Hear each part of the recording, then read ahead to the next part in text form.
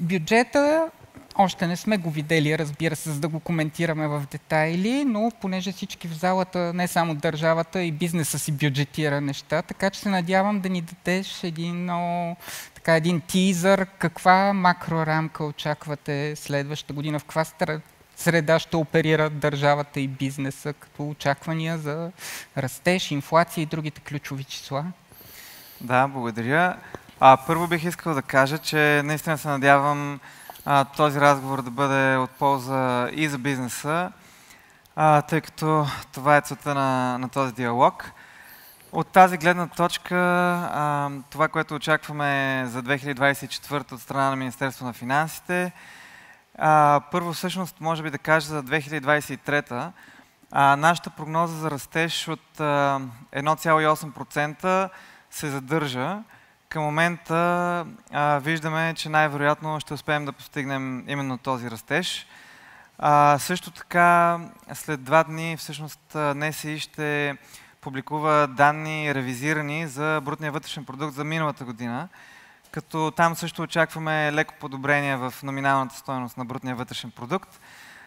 Така че 2022 очакваме с малко по-висока база, задържаме растежа от 1,8% през 2023 година и за 2024 всъщност благодарение на намаляващата инфлация очакваме един малко по-силен растеж от около 3,2%. Относно инфлацията, тя намалява. За тази година, 2023, прогнозите ни са средногодишно 9%, но към края на годината, към декември, да е вече под 7%.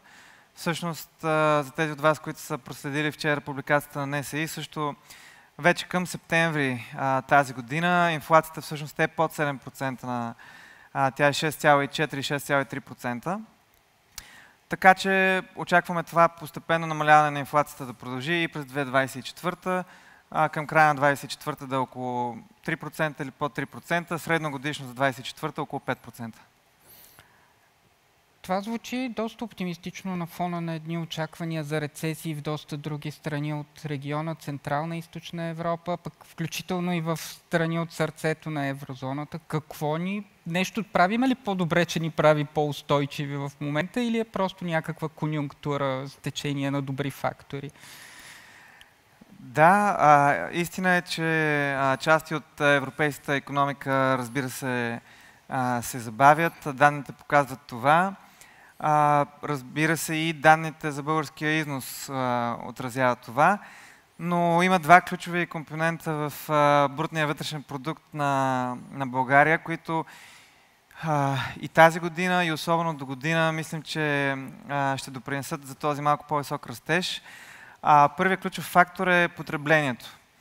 Потреблението за мен е така, може би, един неочакван или изненадващ двигател на българския икономически растеж през последните 2-3 години. То стои на така сравнително високи нива от 4-5% на годишна база. И продължаваме да виждаме това силно ниво на потребление през тази година. Всъщност не виждаме спад на този ръст на потреблението и очакваме това да се пренесе и в 2024. Другия голям фактор, който ще движи растежа до година, са инвестициите. Тази година бих казал, че инвестициите всъщност са сравнително по-слаби, но до година ще бъдат сравнително по-силни. И това се случва по няколко линии. Основната линия, по която това се случва за брутния вътрешен продукт е европейските фондове и средствата от плана за възстановяване и устойчивост. Както знаете, преди броени дни изпратихме запитване за второто ни плащане в Брюксел, така че да получим до 1,4 милиарда лева до края на тази година, които реално ще бъдат разходвани и инвестирани през 2024. Поисквайки второто плащане тази година, всъщност ние си осигурихме правото до година да заявим още 2 плащания. И ако получим парите и по тях през 2024, това всъщност е би било представлявало един огромен финансов ресурс, който да влезе в българската икономика, огромна част за инвестиции, което обяснява тази наша прогноза. Но дори като изключим и европейските средства, Отново, както и тази година, така и другата, ще залагаме доста голяма инвестиционна капиталова програма. Тази година отново най-вероятно няма да успеем да изпълним на 100%, но доста от проектите продължават с пълна сила до година. Надяваме се сега с едно стабилно правителство, което да има ясен хоризонт, да работи през цялата 2024. Много от тези инвестиции, капиталови проекти да се случат. Тук видяхме и реклами на някои от партньорите за различни инфраструктурни обекти, но в момента, например, България строи 5 магистрали едновременно. Надяваме се през 2024 тези строежи да не спират, а всъщност да се изпълнят по програма Максимум. Така че потребление и инвестиции очакваме до година да допринесат и заедно с по-ниската инфлация да донесат този над 3% растеж.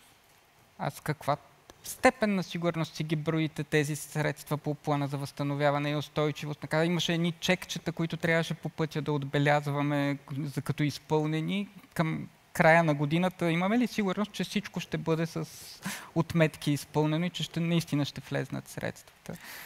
Ами, сега, когато направихме официалното запитване до Европейската комисия за тези средства, всъщност, както знаете, бяхме изпълнили 62 от 66 цели. В законодателната сфера сме изпълнили 21 от 22 цели.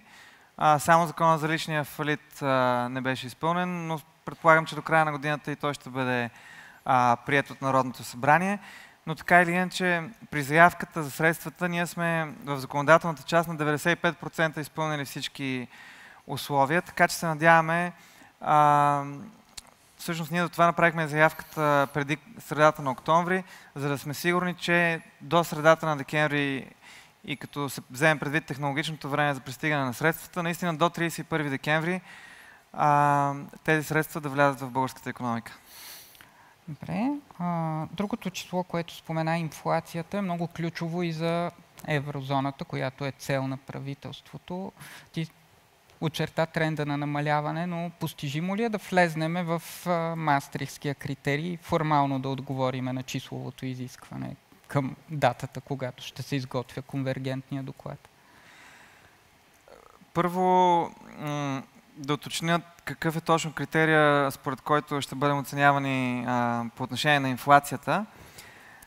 Формално изискването е през април месец до година, всъщност Европейската комисия ще погледне трите държави с най-ниска инфлация в еврозоната и ще вземе тяхната средна инфлация, ще добави 1,5 пункта и България трябва да има инфлация в тези рамки. Но тук има няколко уточнения. Първо, има някои от държавите с най-ниска инфлация, които биха могли да бъдат изключени по преценка на комисията поради техни вътрешни фактори. Всъщност това се случи с Хърватска, знаете. Да. Така че, взимайки предвид този критерий и тренда на инфлация, за който говорим, аз мисля, че имаме шанс да изпълним технически критерия, но този буфер от 1,5 пункта добавка към инфлацията, имайте предвид, че той е мислен в един свят, в който целта за инфлация е бил 2% в еврозоната и сега, когато инфлацията е на нива до 6-7-8%, има някаква логика и този буфер всъщност да бъде малко по-широк. И мисля, че имаме разбирателство в Брюксел по този въпрос. Също така има разбирателство в Европа, че инфлацията в България е малко по-висока от средноевропейските нива, заради състава на нашата потребителска кошница с много по-силно представени храни, горива, където пък увеличението на цените идва най-вече от внос. И последно само да кажа, че като сравним България с почти всички държави от Източна Европа, членове на Европейския съюз и дори членове на еврозоната, България всъщност има едно от най-ниските нива на инфлация. Окей. Само, че има една обратна връзка. Инфлацията, когато спада, и това е хубаво, бюджетните приходи обикновено също спадат с това. Нали? Така, инфлацията доста помага на бюджета хронично.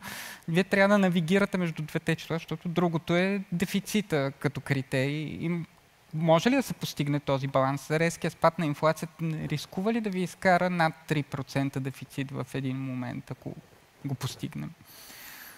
Мисля, че този баланс може да бъде отигран. Тук бих казал, че по принцип нашата политика и нашата визия е наистина дългосрочно да се стремим към 2% инфлация, която е цел и на Европейската централна банка, и на другите водещи централни банки по света. И ние правим всичко по силите ни да се завърнем към този свят. И в тази връзка за нас приходите в държавния бюджет е най-добре да идват от реален растеж на икономиката, не от повишаване на цените. Така че ние работим в посока намаляване на цените и стимулиране на бизнес средата, така че да се произвежда реално добавена стойност. Сега искам да те насоча повече към нещата, които вече сте обявили, данъчните промени. Преди това само да напомня и, че то го няма вече кода, но можете да изпращате и въпроси, които да проследиме евентуално към края на нашия разговор. Една от големите промени бяха отпадането на отстъпки за ДДС. Там се вдигна доста шум около нея, но като крайно има ли някаква визия кои сектори ще бъдат с по-ниско ДДС от до година, кои ще бъдат с... И като цяло каква ви е визията? Трябва ли да има изключения за кои сектори, как да се обосноват точно тези сектори, че имат нужда? Да. По принцип, нашата визия е ставките за ДДС да бъдат уеднаквени на 20%. Разбира се, може да има малко наброй изключения в конкретни сектори поради специфични причини. И всъщност това, което предлагаме за данъчните закони в бюджет 2024 е именно това. Почти всички ставки да се завърнат на нивата си от преди COVID-пандемията. Бих казал две основни изключения, които бих искал да коментирам. Първото е хляба и брашното. Там ставката остава нулева. Предлагаме това да остане така до 30 юни 2024 година. Най-вече като антиинфлационна мярка, така с поглед върху най-уязвимите групи. Второто изключение, за което се говори доста и в публичното пространство, разбира се, е ресторантьорския бранш.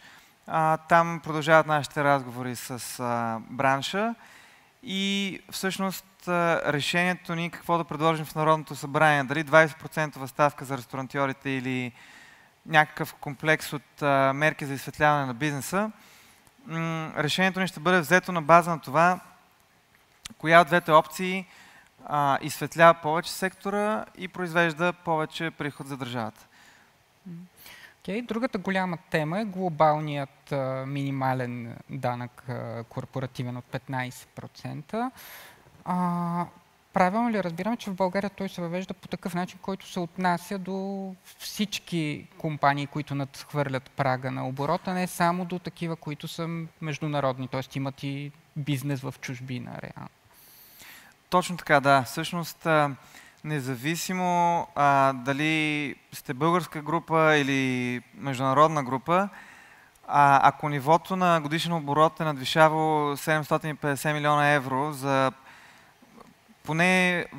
дори в 2 от последните 4 години всъщност, тогава тази група попада в обхвата на този допълнителен данък. И тук искам да внеса две много важни уточнения. Първото е, че обхвата е на база група, т.е. за международните групи оборотът се определя на база на цялата международна група, но допълнителният данък, който ще трябва да се плаща в България, е само за дейността на местния клон, разбира се. Второто важно уточнение тук е, че всъщност корпоративният данък, ставката на корпоративния данък остава непроменена на 10%.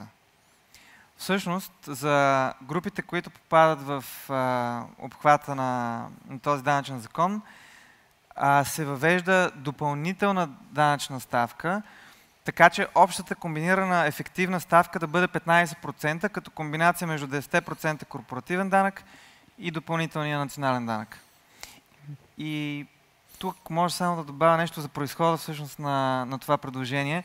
Тук транспонираме европейска директива, която пък сама по себе си произхожда от споразумение на множество държави от OECD, от ОИСР. Всъщност е подписано от над 130 държави за глобалното третиране на корпорациите и тяхното данъчно облагане с цел сравнително уеднаквяване в глобален мащаб.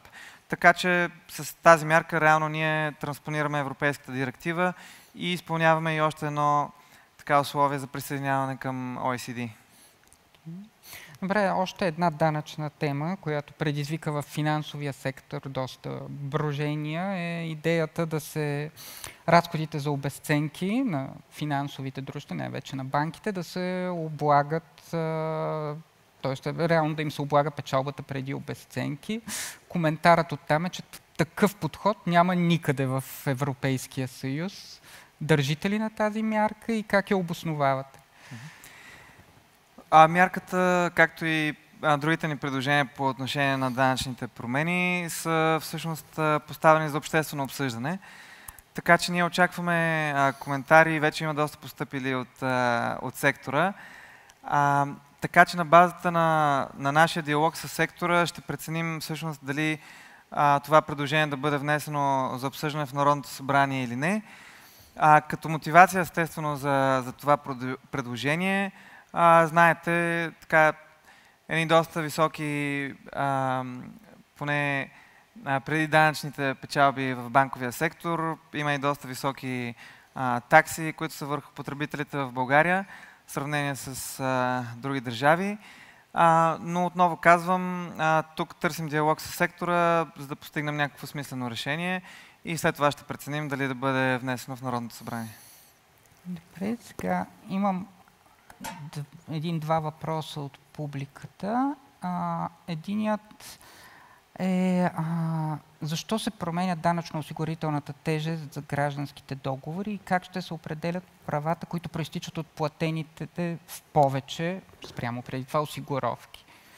Идеята тук е сравнително проста, да се уеднакви режима между служители на граждански и на трудов договор, естествено с цел по-високи осигурителни права за хората, които са на граждански договори, повече вноски, които да бъдат внесени към осигурителните фондове и според нас така едно уеднаквяване на стойностите, които трябва да се заплащат от работодатели към служители и съответно и служителите, когато търсят възнаграждение на пазара на труда, да има така един по-еднакъв режим.